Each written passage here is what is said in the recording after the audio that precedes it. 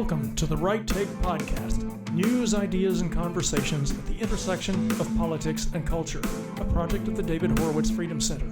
I will be your host, Mark Tapson.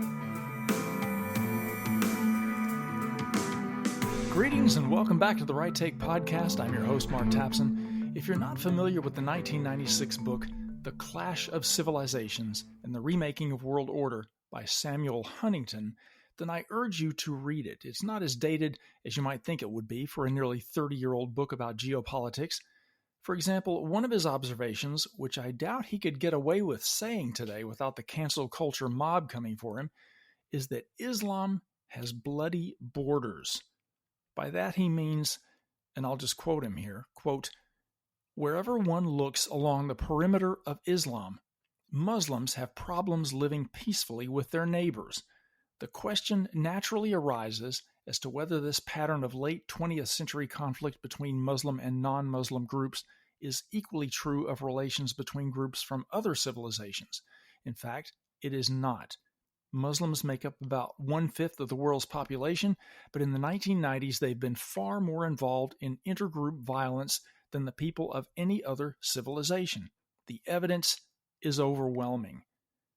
Unquote. Okay, that was from Samuel Huntington's book, The Clash of Civilizations. And yes, he was writing about the 1990s, but his observation about the antagonism between Islam and other cultures clearly still holds true today.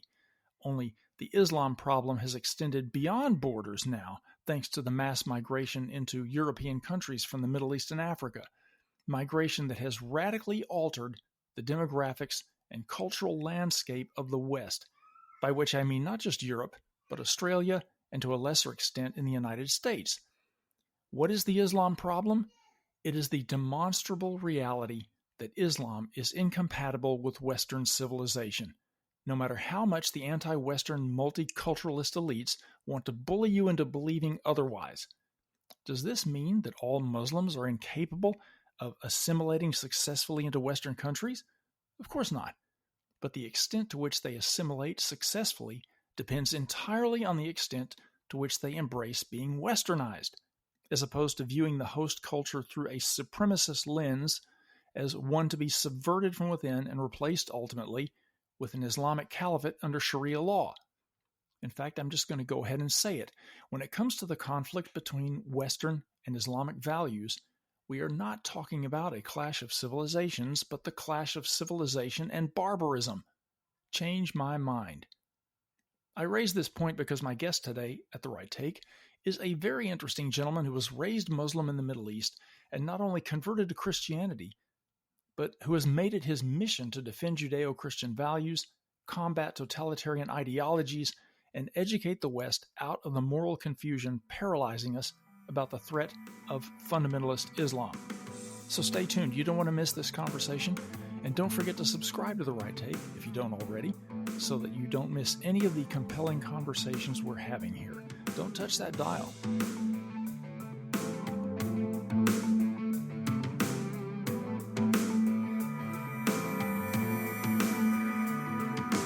My guest today at the intersection of politics and culture is a guy who works at the intersection of political theology and geopolitical analysis. A former Muslim turned Christian, he holds the Master of Theological Studies and is the co-founder and CEO of Project X, that's spelled EX, which we'll talk about in a moment. Dan Burmawi, welcome to the Right Take Podcast. Thank you so much, Mark. Thank you for having me. Well, thanks for coming on. There's so many Islam-related topics in the news these days, or Palestinian-related, that I hardly know where to begin asking you for your take on these things, but let's just start with who you are and what you do and why. Tell us about Project X, for example. What goes on there? What's its mission, and why did you launch it? Sure. Project X is a vision that started immediately after October 7. After witnessing the outrage on the Western streets, I realized that the same ideology that have left my region in ruins made its way to the West. And even though I come from a Muslim background, I have been involved in the Christian world, Christian ministry for a very long time.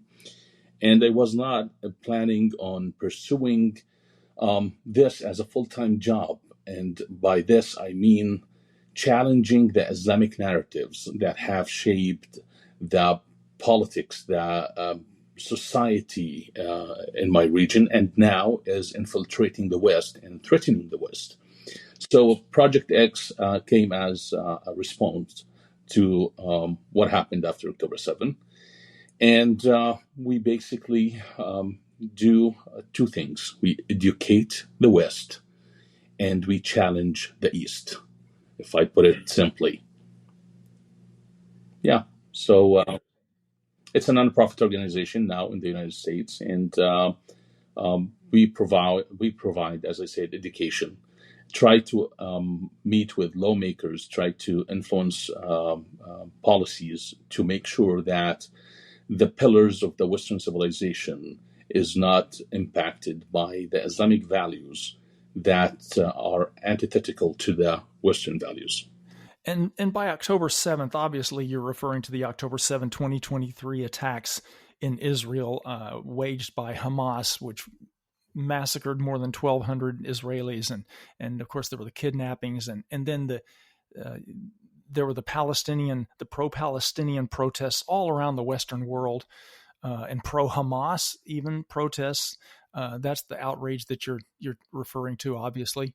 Yeah, sure. Tell us your personal story about growing up Muslim and why you began to reject Islam and explore Christianity instead.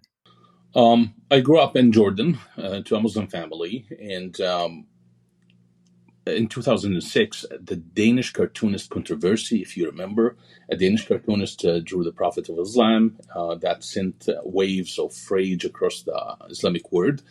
I was emotionally affected, and I made a decision to defend Islam and to dedicate myself to serving Allah and Islam. So I became very committed, not for a long time, almost a year. And in that year, I got to experience something that changed the trajectory of my life. And that thing was spiritual. I realized that nothing I could do that would change my position with Allah. We call it in Christianity justification. I felt unjustified, even though I used to pray 5 times a day, very devout, but the enmity between me and Allah remained. So that's why I decided to stop going to the mosque, stop being committed, but I didn't leave Islam at that point. But long story short, I got introduced to the New Testament, reading through the pages of the Gospels. I was converted, and in Jordan, because almost 99% of the population are Muslims, I couldn't practice my faith there, so I had to leave the country. I moved to Lebanon, where I lived for the next 15 years of my life. I studied there, between South Africa and the United States, and I led a global Christian organization as their regional director in the Middle East. I have managed projects across 8 different countries in the Middle East, evangelistic in nature, but I was also concerned about policy because I saw how Islam informs policies and reshape the society.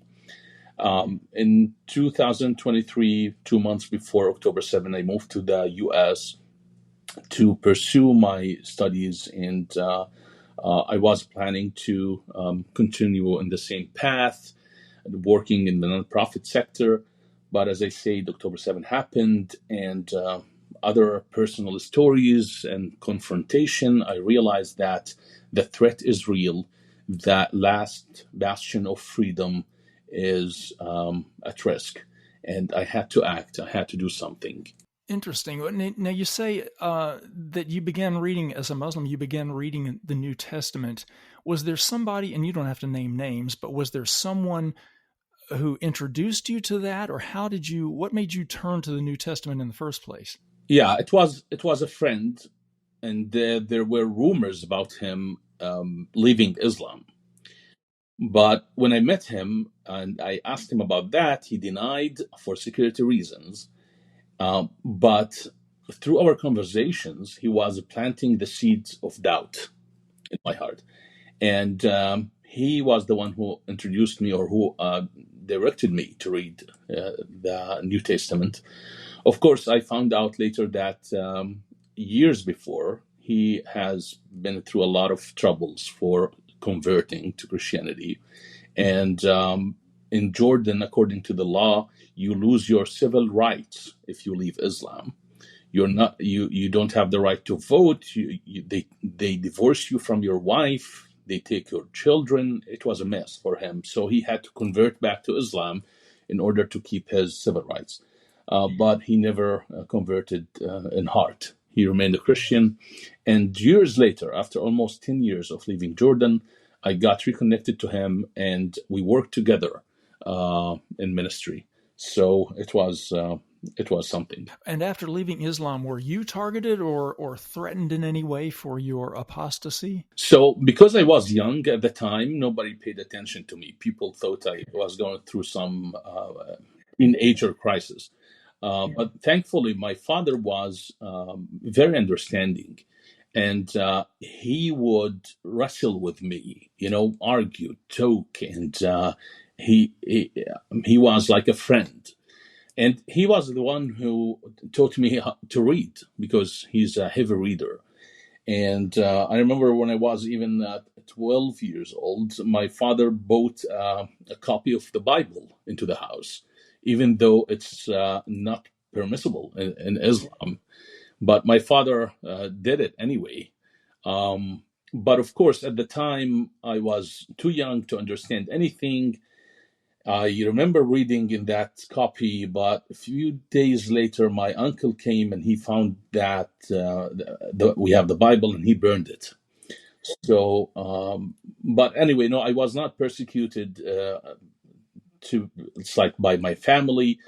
There was a few things happened. The secret police in Jordan heard about me. They called me, and we met, and they threatened me. But of course, it was a threat toward or directed at an 18, 19 years old kid. So it was not a big deal. But the group of devout Muslims that I used to be part of in the mosque, they were the real threat. They visited me several times, tried to convince me. Of course, I was stubborn. I didn't care about secrecy. I was open about my conversion. So after a while, because they noticed that I talked to a lot of people, a lot of friends, I explained to them what I found in the Bible and how Islam is not, could not be a religion from God. There is no divine revelation. So they made a few threats, and that's why I ended up leaving Jordan. Wow, well, that's very courageous of you. You have written, or courageous, or stubborn, stupid, or stupid. Yeah. You have written about how Islamic doctrine can lead to a system of control rather than spiritual fulfillment. Could you elaborate on that a little bit? Oh yeah. So basically, everyone looks at the Arab world and the Islamic world, and they see dictatorships, and they think, these dictators, they are the reason why progress is stifled in the Islamic world. But in fact, the dictators are the product of the theology of the region. And let me explain, and this will give you a better understanding of how control is the nature of the system there. So the God you worship, the way you see God, determines how your life is going to be.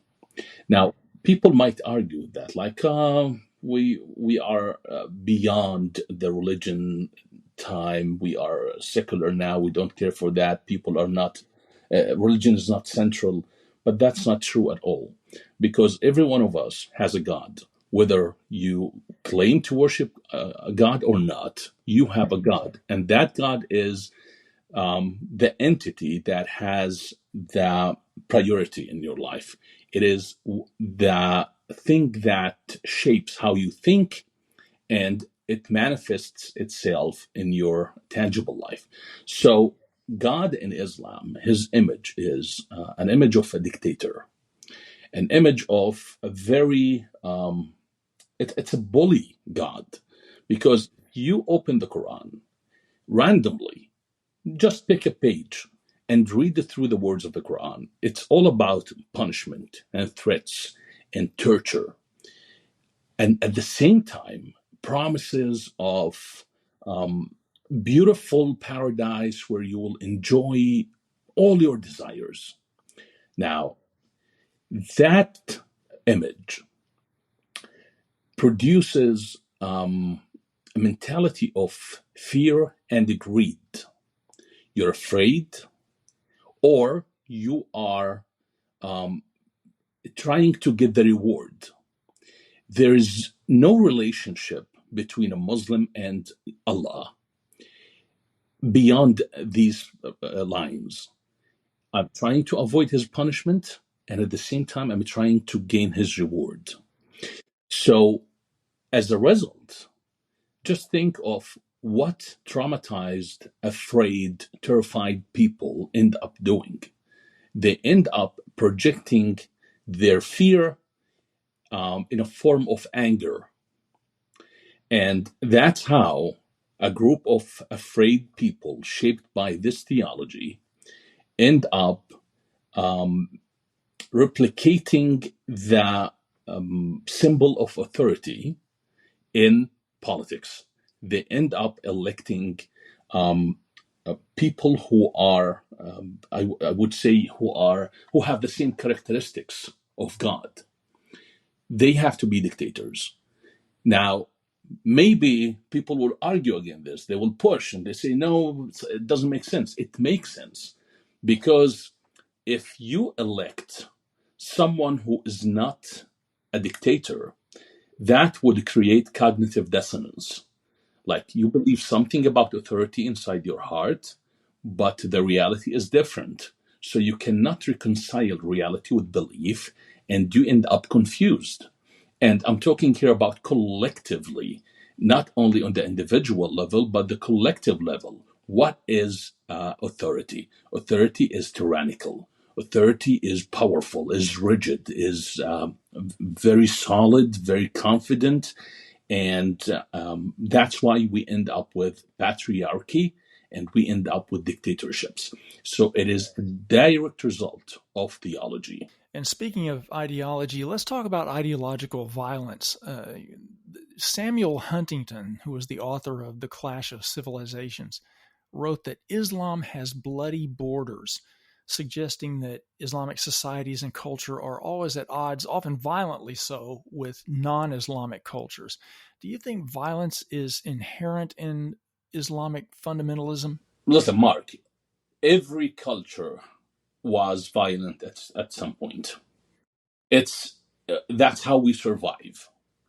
Now, if you look at the time when Islam emerged, you have the Byzantine Empire, very violent. You have the Jewish scripture, a lot of violence. You have the Persian Empire, very violent. Everybody's violent. So don't blame Muhammad for creating a violent religion, a violent political ideology. Arabs have been trying to, or some figures in the Arab history, they tried to imitate the empires they were surrounded by, but they failed because of the tribal nature of the region. But Muhammad succeeded. The problem in Islam is not the existence of violence, it is the sanctity of violence. So that's the problem. If you look at the history of Europe, violence was there, but they grew out of it because it was not sacred. It was not something divinely revealed and commanded. Now, what happened in Islam is that in the 7th century Arabia, you needed violence. It was the only way to survive. But when you make it a religion, people cannot break out of it. It becomes permanent, and that's why we are still struggling as civilization with Islamic violence until today. In order to get rid of the violence in Islam, you need to desanctify the text. So the West needs to help Muslims to desanctify the violent text that they hold dear as divinely revealed and inspired. They have to challenge the text itself.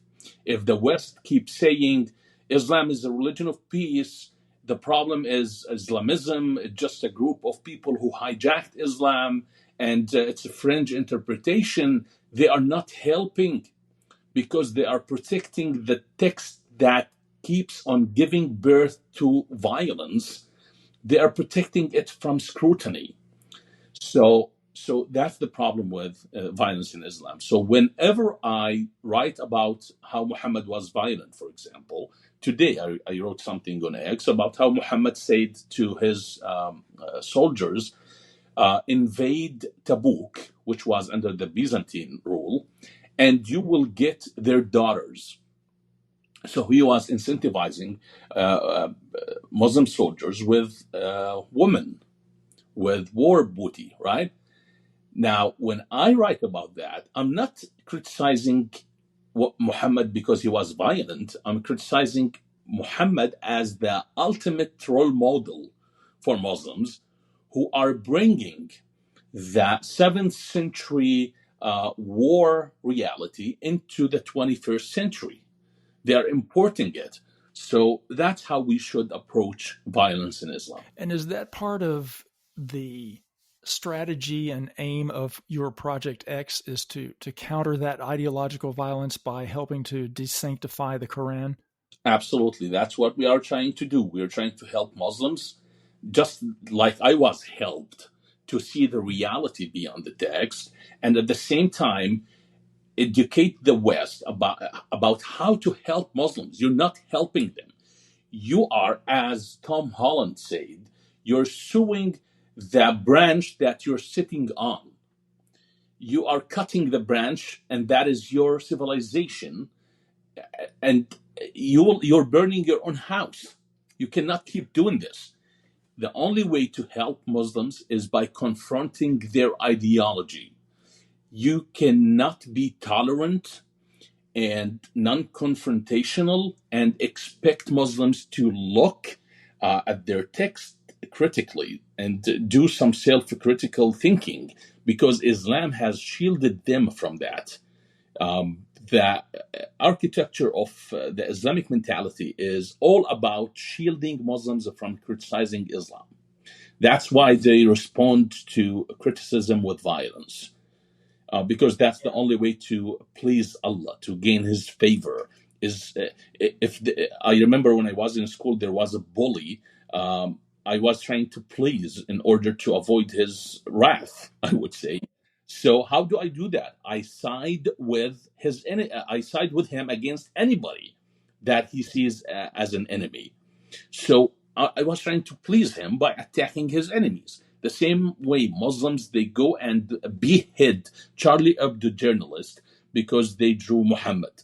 Because they're saying to God, God, you see, we are defending you.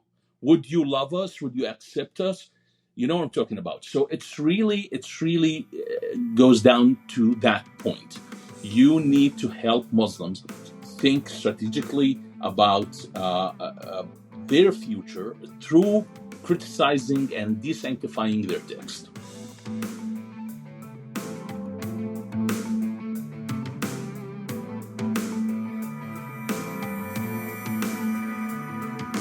You've noted that Muslims in the West often become more zealous in their faith than those in Muslim-majority countries. What do you think accounts for that? And what are the consequences for Western societies? Well, it's the same point, actually.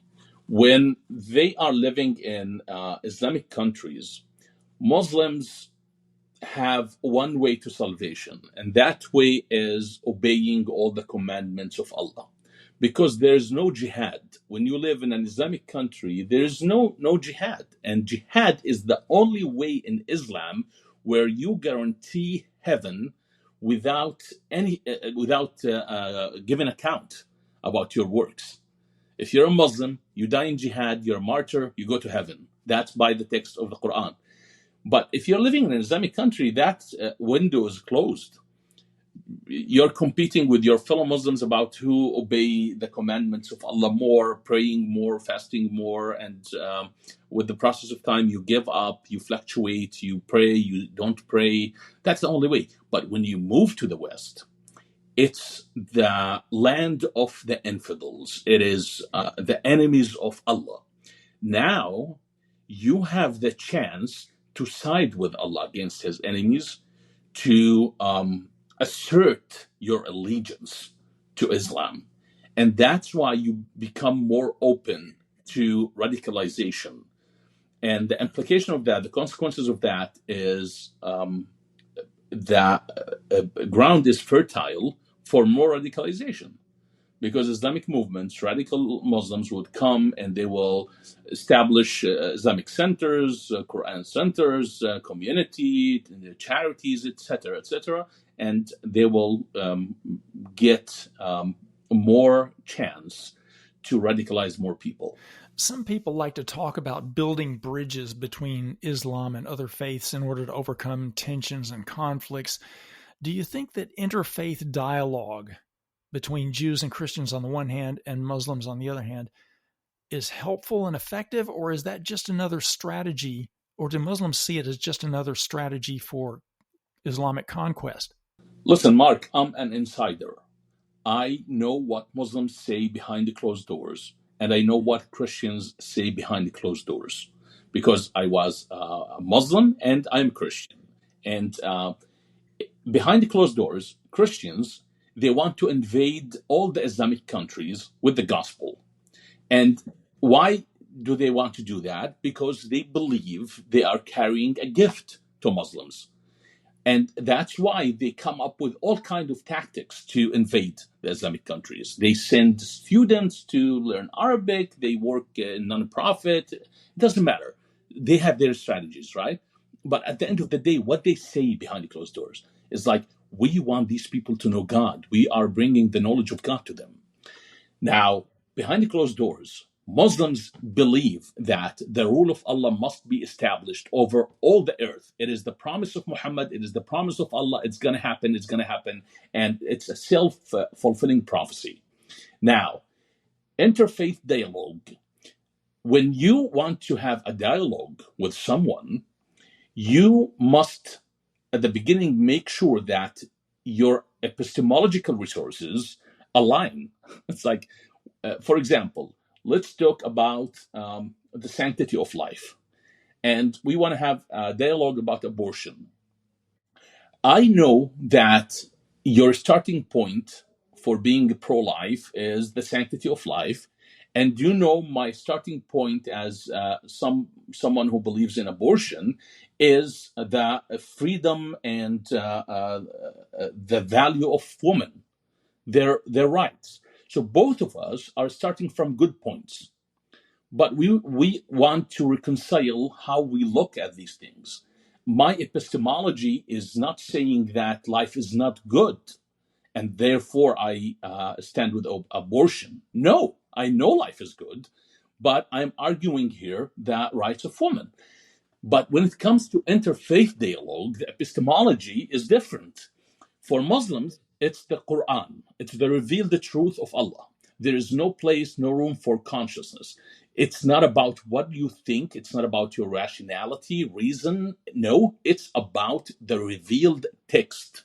You cannot construct what is right and what is wrong. It is revealed. However, in Christianity, even though we have a sacred text, and we also believe that truth is not constructed, it is revealed. However, we also believe that in natural law. We believe in consciousness. We believe that we are rational beings capable of thinking and reasoning and wrestling with God. Wrestling with God is biblical. It's what Jacob did, wrestling with God in order to form our identities. Uh, Jacob became Israel after he wrestled with God. And this is one of the pillars of the Western civilization. Um, it's our freedom to think. So, how do you bring these two faiths, these two epistemologies together to dialogue? What kind of dialogue are you going to have? So, for Muslims, it is a strategy to, I would say, renovate the reputation of Islam. And for Christians and Jews, it's a hopeless attempt to reconcile with a made up, manufactured version of Islam that was designed for Western consumption only. What are you most concerned about with what I would say is the current expansion of Islam or Islamism globally?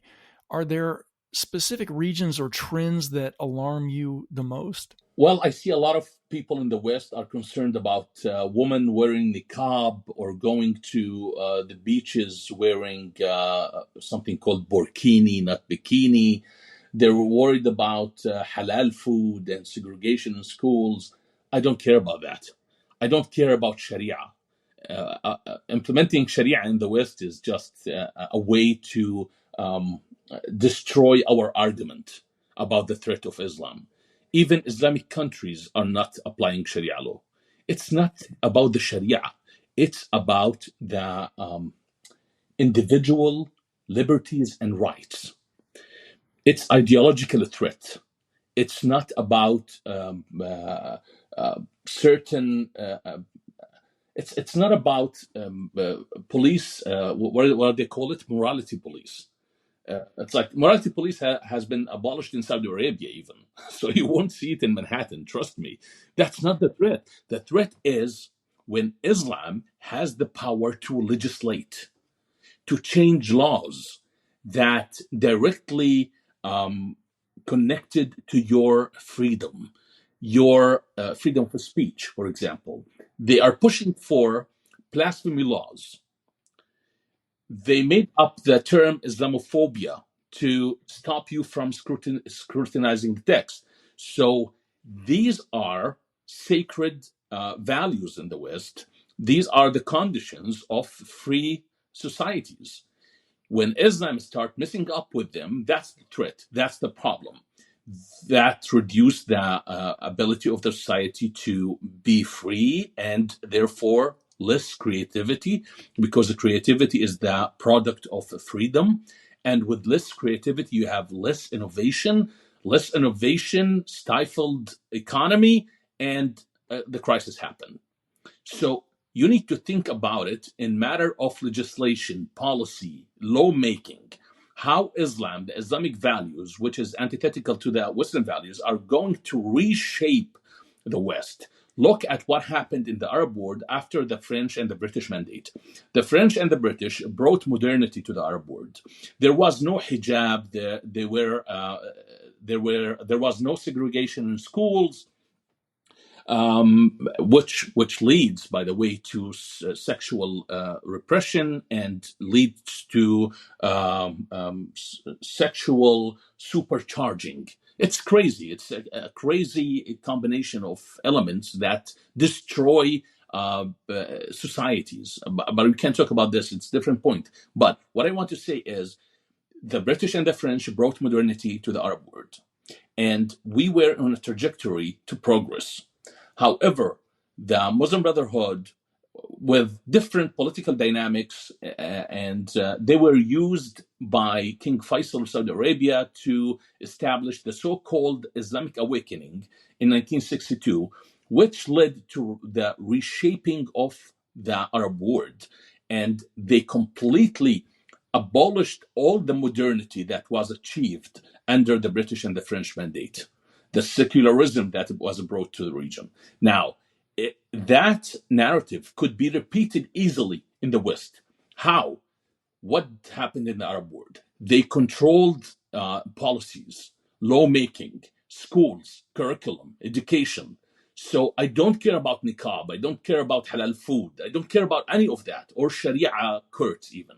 Let them have their own Sharia courts and manage their own civil affairs. Who cares about that? People have the freedom to worship whoever they want.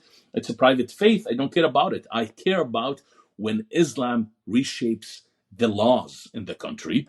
That's going to change everything. It's going to change the structure of society. And are there any practical solutions for policymakers that you could recommend that would help prevent that? And for that matter, solutions that ordinary individuals can make use of it to address the challenges of Islam? Well, whenever I talk about the solution, people think it's overreaching. It's impossible.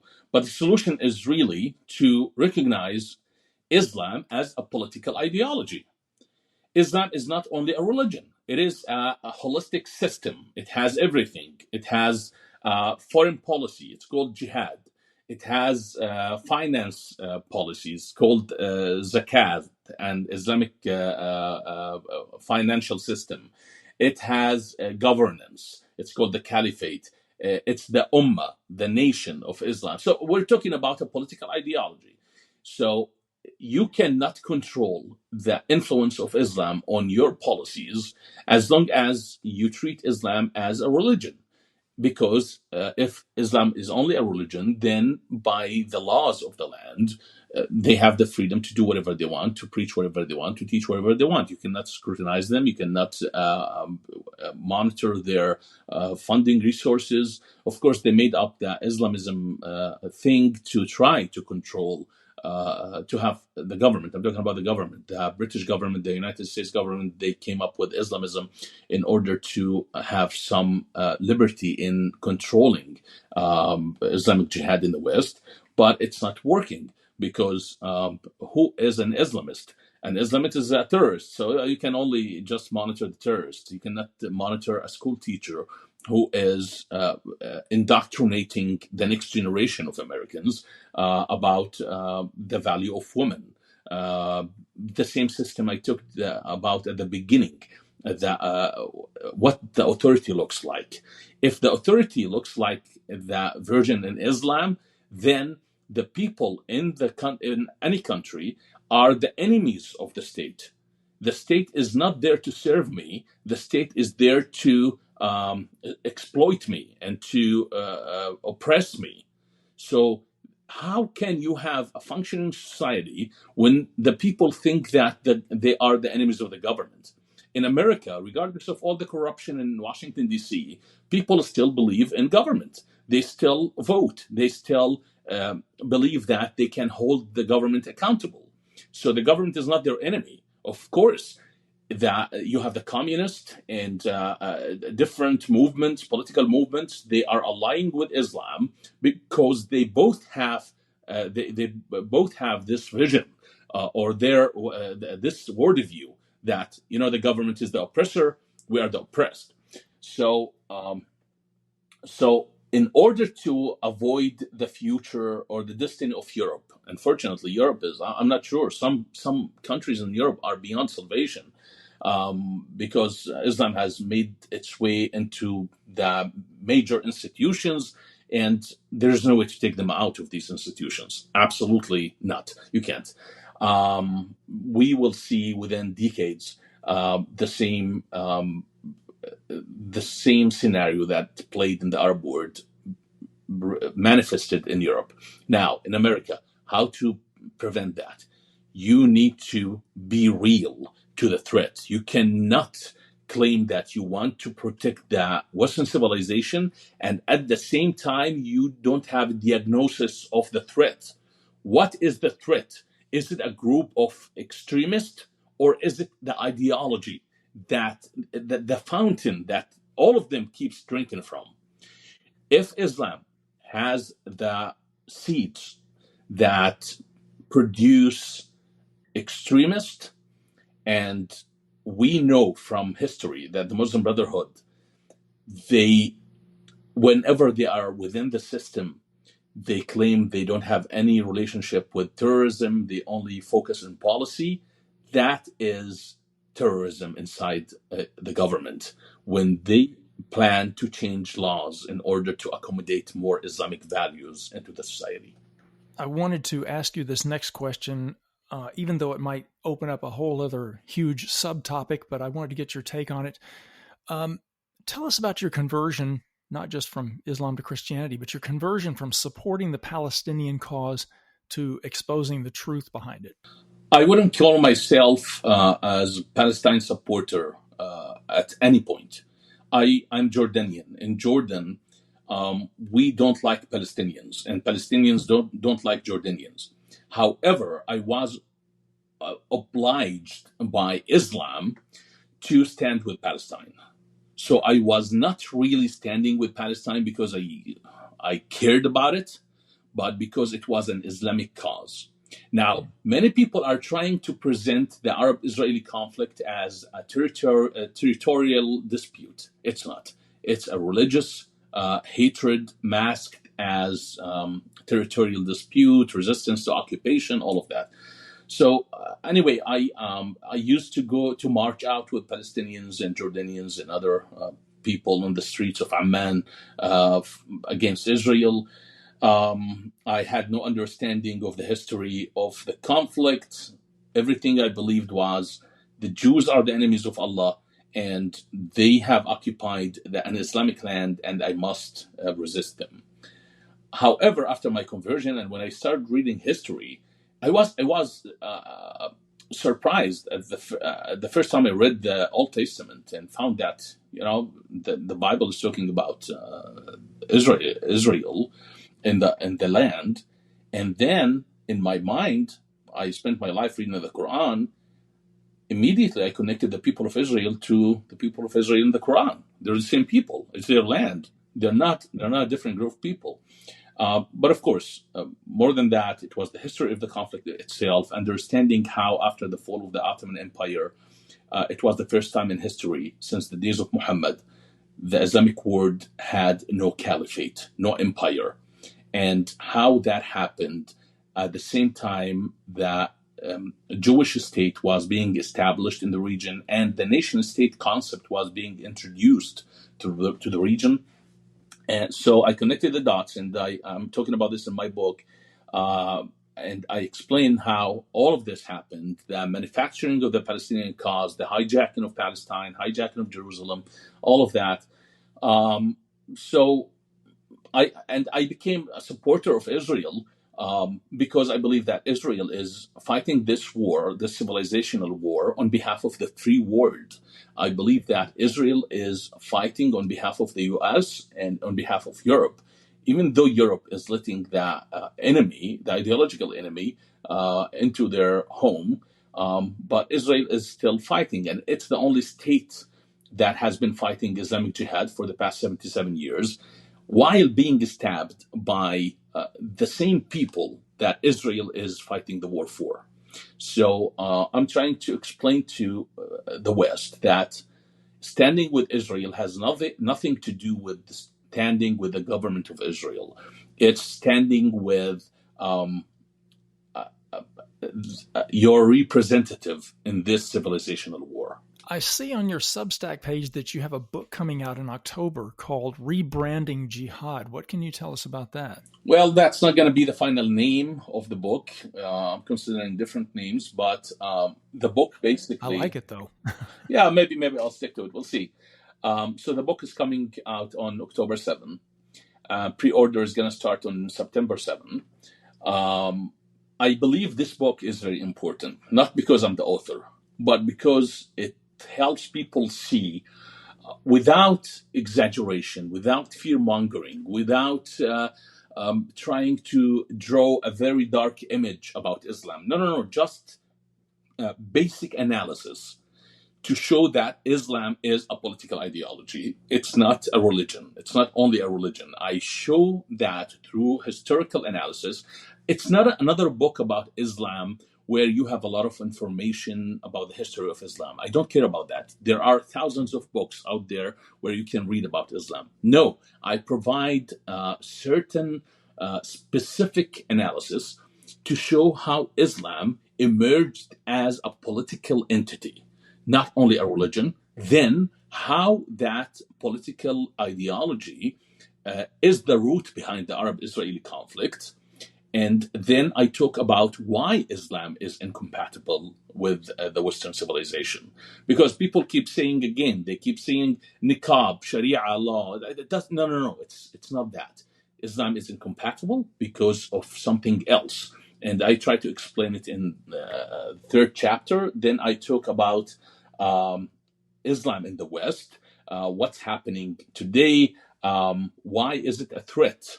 So the third chapter is why it's incompatible, and the fourth chapter is why is it a threat. Then I talk about the Abrahamic religions, and I explain how Judaism and Christianity working together is the only way to fight this civilizational war, not only against Islam, but against all the ideologies that are trying to take the West down. And last chapter, I talk about the current geopolitics of the Middle East, reformation in Islam, how to read the current situation, and how to understand what's going to happen later. I'm very much looking forward to reading that. Dan, where should people go online to keep up with your commentary and what you're working on? So people can find me on X, Twitter, formerly, under the name Dan, DanBurmawy, Dan Burmawi. And they can go to my website, which is connected to my Substack, that is project-xex.org. I encourage them to subscribe to my Substack. It's they will help me keep doing this work, and they will be updated, and they will receive my articles on weekly basis. Excellent. Good to know. Dan Burmawi, thanks for joining us at The Right Take, and keep up the important work at Project X. Thank you so much, Mark. I appreciate that you invited me to be in your show, and looking forward to see you again. Likewise. And thank you, listeners, for joining us. Keep an eye out for Dan's book, Rebranding Jihad, or whatever the title might be, later this year. Don't forget to subscribe to The Right Take if you haven't already, and if you like what you hear, please leave that positive review. Be seeing you. The Right Take with Mark Tapson is a project of the David Horowitz Freedom Center and Front Page Magazine. Unauthorized reproduction of this podcast without express written consent is prohibited.